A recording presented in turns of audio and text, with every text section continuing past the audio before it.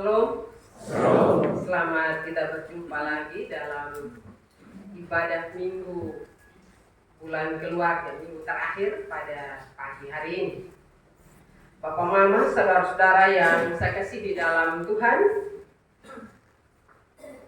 di pagi hari ini kita diajak untuk merenungkan betapa pentingnya nilai-nilai kasih dalam kehidupan keluarga kita maupun kehidupan pribadi kita lepas pribadi. Salah satu perwujudan kasih itu adalah dengan menasihati sesama dalam rangkulan kasih seperti yang diajarkan Tuhan Yesus dalam bacaan Alkitab kita pada pagi hari ini. Bapak Mama, Yesus mengajarkan prinsip yang sangat penting dalam kehidupan berkeluarga dan juga bermasyarakat, yaitu saling menasihati ketika melihat kesalahan seseorang atau saudara kita. Namun Yesus tidak mengajarkan kita untuk menghakimi atau memperlakukan, tetapi menegur dengan penuh kasih. Bagaimana dengan kehidupan kita saat ini, Bapak Mama? Apakah kita menegur dengan kasih atau kita menghakimi? Belajar dari kebenaran firman Tuhan ini, Bapak Mama, ada beberapa hal yang disampaikan bagi kita untuk kita lakukan dalam kehidupan persaudaraan kita atau dalam kehidupan persekutuan kita. Yaitu yang pertama, menegur secara pribadi. Bapak Mama, Tuhan Yesus berkata, jika saudaramu berbuat dosa, tegurlah dia empat mata, tegurlah dia dengan empat mata. Artinya bahwa satu bertemu dengan satu. Di sini Bapak Mama, Tuhan Yesus menunjukkan bahwa tujuan menasihati adalah memulihkan, bukan menghancurkan. Karena itu Bapak Mama, hal ini sering sadar atau tidak kita melanggar. Ketika seseorang melakukan kesalahan, yang kita lakukan itu bukan memulihkan situasinya, tetapi menambah persoalan yang dihadapi. Karena itu firman Tuhan menasihati kita semua. Tujuan kita berhadapan muka dengan muka untuk memberi pemulihan. Menasihatinya untuk memberi pemulihan baginya. Sehingga dia tidak hancur di dalam menghadapi persoalan yang begitu berat. Dengan berbicara secara pribadi, kita menunjukkan rasa hormat dan kasih kita kepada saudara kita. Sehingga dia merasa tidak sendiri. Walaupun betul, Papa Mama, seseorang melakukan kesalahan, dia susah. Tetapi bagaimana kita sebagai orang beriman berupaya untuk merangkulnya, membawanya kembali kepada kebenaran firman Tuhan. Ini memang tidak mudah bagi kita, Papa Mama. Kenapa saya bilang tidak mudah bagi kita? Karena kadang tujuan kita juga salah dimengerti oleh orang yang bersalah. Karena itu kita butuh pergumulan untuk membawa kembali orang yang bersalah itu ke jalan yang benar. Hal yang kedua, melibatkan 2 atau 3 orang. Jika saudara kita tidak mendengarkan, Yesus mengajarkan untuk membawa 1 atau 2 orang lagi sebagai saksi. Bapak Mama, di sini kita bisa melihat prinsip kasih dan hikmat dalam tindakan ini. Bukan untuk mempermalukan, tetapi untuk memperkuat ajakan kita. Kita melibatkan saksi bukan menghakimi, tetapi menunjukkan bahwa peringatan kita bukan dari pribadi kita semata, melainkan didukung oleh saudara-saudara lain dalam kasih dan kepedulian. Karena itu sekali lagi Bapak Mama, saudara-saudara, dalam menjalani hidup ini kita punya banyak soal, kita punya banyak masalah. Karena itu ketika kita punya banyak soal dan banyak masalah, ada sesama saudara kita menasihati kita, membimbing kita. Sebagai orang yang beriman, marilah kita saling mendukung satu dengan yang lain. Karena sebagaimana kata firman Tuhan, apa yang terikat di dunia itu masih terikat di sorga juga.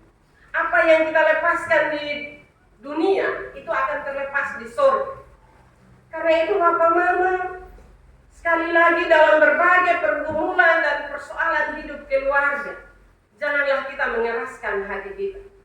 Marilah kita berserah diri kepada Tuhan agar Roh Kudus menempati hati kita dan membersihkan hati kita dari berbagai persoalan hidup, sehingga kita sama-sama, bahkan kita semua diselamatkan. Itu adalah tujuan kita hidup bermasyarakat, kita hidup bersosial, kita hidup dalam sebuah keutuhan persekutuan. Hal yang ketiga, melibatkan jemaat. Jika ia masih tidak mendengarkan, maka bawalah hal itu kepada jemaat.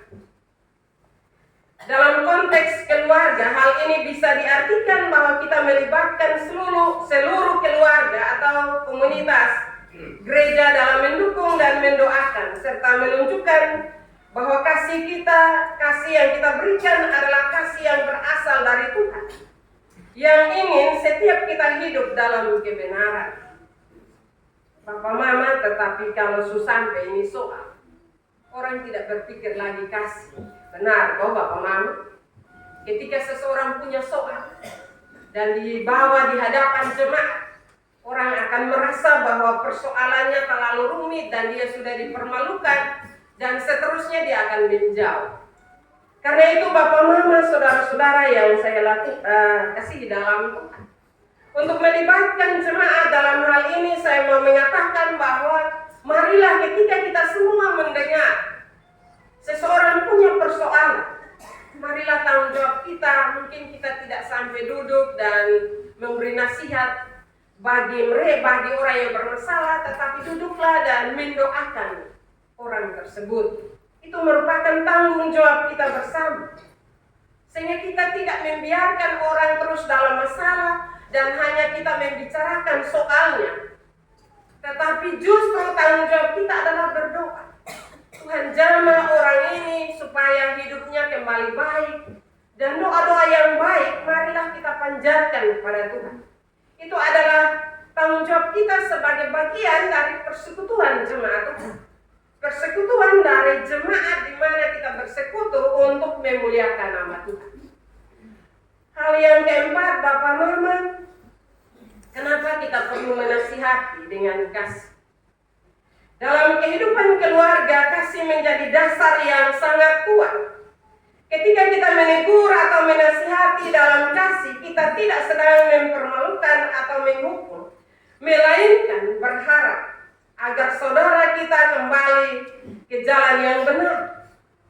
Kasih adalah kekuatan yang mampu melunakkan hati yang keras, membawa mereka kembali ke jalan yang benar. Karena itu Bapak Mama, saudara-saudara selalu berdoa agar dalam setiap kata-kata kita ada kasih.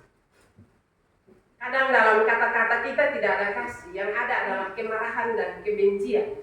Sehingga untuk menyelesaikan suatu masalah, kadang masalah tidak selesai. Karena yang ada itu yang menggerogoti kehidupan kita, yang menasihati, kadang adalah kebencian dan juga kemarahan yang besar. Kita akan bertanya, kenapa harus terjadi? Dan kadang kita menuntut orang untuk harus menjawab, kenapa ini harus terjadi? Dan disitulah kadang orang merasa bahwa terhakimi, dan kadang dia merasa bahwa dia tidak layak ada dalam keluarga, ada dalam persekutuan, sehingga dia akan berupaya menjauh. Karena itu dalam bulan keluarga, dalam merenungkan firman Tuhan pada pagi hari ini, kita kembali mereview kembali nasihat-nasihat yang selalu kita berikan bagi sesama kita. Tetapi juga jangan kita takut untuk memberi nasihat. Karena tanggung jawab kita sebagai orang Kristen adalah mengingatkan, menasihati, membimbing agar kita semua diselamatkan dan kita semua hidup dalam kasih dan kebenaran. Kasih sejati bukanlah kasih yang hanya diam dan menerima kesalahan, tetapi kasih yang berani menegur dalam hidup. Mari kita mewujudkan kasih ini dalam keluarga kita, menjadi pelita yang memberi terang kepada mereka yang mungkin sedang tersesat. Biarlah kasih Kristus memampukan kita untuk menasihati, bukan dengan amarah atau rasa benar sendiri, tetapi dengan kerendahan hati dan kasih yang tulus. Papa, Mama, saudara-saudara, tujuan dari firman Tuhan pagi hari ini untuk kita renungkan adalah Allah menghendaki agar kita semua diselamatkan. Karena itu yang salah harus dibimbing, dinasihati, ditegur, dan bertobat, supaya ada sukacita, ada keselamatan dalam hidup kita. Karena itu sekali lagi Bapak Mama, ketika ketemu su salah, orang lain su memberi hati bagi kita untuk menasihati kita, jangan keraskan hati kita. Karena kita semua adalah orang-orang yang percaya kepada Tuhan. Kita semua telah menerima pengampunan yang sejati dari Tuhan. Karena itu bukalah pintu maaf itu bagi orang yang melakukan kesalahan dalam hidup kita. Terimalah setiap nasihat baik yang diberikan bagi kita. Punya kerendahan hatilah. Jangan berkeras, Papa Mama. Kalau ketemu berkeras, kecuali bukan ketemu orang Kristen.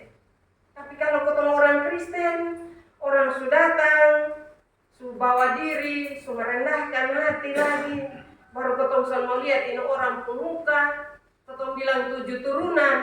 Ini juga soal bagi iman percaya kita. Kenapa kita beriman kepada Yesus? Kalau kita beriman kepada Yesus, artinya bahwa kita harus punya kerendahan hati. Karena kita semua bukan orang sempurna, Bapak Mama. Kita semua adalah orang-orang yang bersalah.